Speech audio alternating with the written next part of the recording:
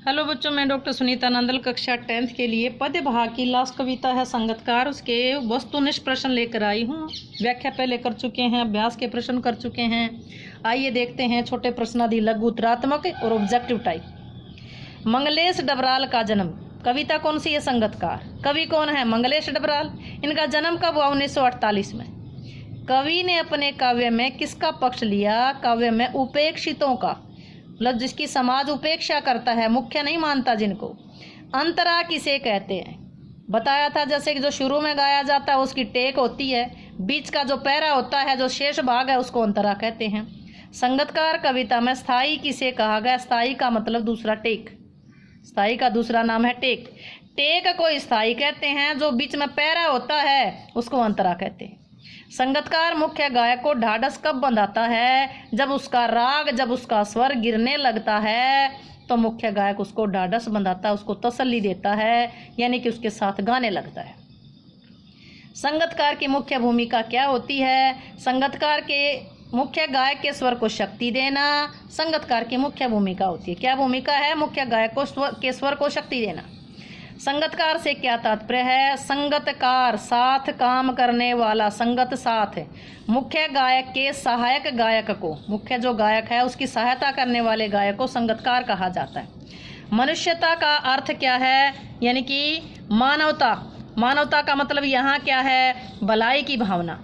कवि ने संगतकार की कौन सी महानता की ओर संकेत किया है? कवि ने संगतकार के मुख्य गायक के स्वर को उठाने के लिए अपने स्वर को नीचे रखने वाली महानता की ओर संकेत किया है। संगतकार कविता की रचयिता कौन है? ऊपर आया था मंगलेश डबराल। कविता है संगतकार, कवि है मंगलेश डबराल। जन्म कब हुआ? 1948 में। किस पक्ष का साथ दिया? मतलब किसका पक्ष लिया, किसका साथ दिया? उपेक्षितों का। अंतरा क्या है?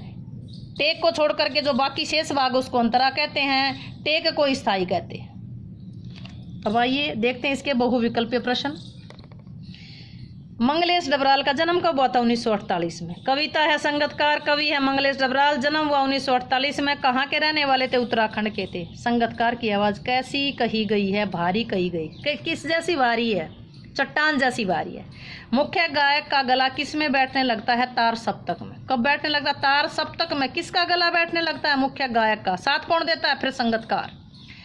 इस शीर्षक कविता के, संगतकार शीर्षक कविता के कवि है मंगलेश डबराल। मंगलेश डबराल।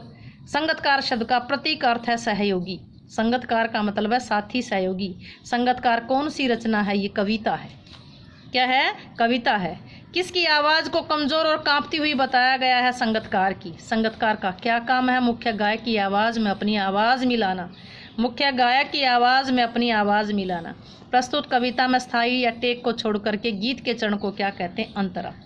एक तो स्थाई होती है यानी कि टेक होती है, जिसको शुरुआत कहते हैं, और जो बीच का जो पैरा होता है वो क्या कहेंगे? उसको अंतरा कहेंगे। उसका शेष भाग अंतरा है। नौ सीखिया, नया नया सीखने वाला, जिसने अभी अभी सीखना शुरू किया। मुख्य गायक की गरज में, या गरज का क्या अर्थ है? ऊंची गंभीर आवाज। स्थाई किसको कहा गया है? गीत की मुख्य टेक को। अनहद कविता में के संदर्भ में क्या अर्थ है? अनहद का मतलब है असीम मस्ती। तार सप्तक किसे कहा गया है? सरगम के ऊंचे स्वर को। किस कारण से मुख्य गायक की आवाज़ साथ नहीं देती? गला बैठ जाने के कारण मुख्य गायक की आवाज़ उसका साथ नहीं देती। तो कौन देता है? फिर संगतकार देता है। मुख्य गायक को यह एहसास कौन दिलाता है कि वह अकेला नहीं है? संगतकार। जब साथ बोलता है तो उसे एहसास दिलाता है कि मैं आपके साथ हूँ। मुख्य गायक का स्वर किस में खो जाता है? जब अंतरे की जटिलतान में खो जाता है। संगतकार के धीमे स्वर में क्या छिपा हुआ है? उसकी मनुष्यता छिपी हुई है। क्या नहीं है? असफलता नहीं है, उसकी मनुष्यता है, उसकी मानवता है। मुख्य गायक का स्वर साधने वाला, मुख्य गायक के साथ स्वर साधने वाला कौन होता है? मुख्य स्वर साधने वाला, स्वर को संभालने वाला संगतकार है। सरगम का क्या अर्थ है? सरगम का मतलब है स्वर का बोध, स्वर का ज्ञान। मुख्य गायक के भारी स्वर का उपमान क्या है? भारी किस जैसा भारी स्वर था? चट्टान जैसा भारी स्वर था। स्वर कैसा था? भारी था। किस जैसा भारी था? चट्टान जैसा था। सरगम क्या था? सरगम का मतलब है स्वर बोध। मुख्य गायक के साथ स्वर साधने वाला कौन है? संगतकार है। संगतकार के धीमे स्वर में उसकी क्या छिपी हुई है? उसकी मनुष्यता छिपी हुई है। क्या नहीं है? उसकी असफलता नहीं है। मुख्य गायक का स्वर किसमें खो जाता है? अंतरे की जटिलताओं में खो जाता है। मुख्य गायक को एहसास कौन दिलाता है कि वो अकेला नहीं है? संगतकार दिलाता है, संगतकार दिलाता है। अनहद का क्या अर्थ है? अनहद का मतलब है असीम मस्ती। अनहद का अर्थ है असीम मस्ती। स्थाई किसको कहा? गीत की मुख्य टेक को। अंतरा किसको कहा गया है? जिसका जो शेष भाग बचा हुआ है। गरज का अर्थ क्या है? गरज का अर्थ क्या है? यहाँ गरजना। गरज का क्या अर्थ है? ऊंची आवाज, गंभीर ऊंची आवाज, यानी गरज कर गाना, तेज ऊंची आवाज में गाना क्या है? गरज। यहाँ गरज का दूसरा अर्थ आवश्यकता भी हो सकता है। उम्मीद है कि प्रश्न आपको अच्छे से समझ आए होंगे। समझ आए हैं तो वीडियो को लाइक करें, शेयर करें, चैनल को सब्सक्राइब करना ना भूलें।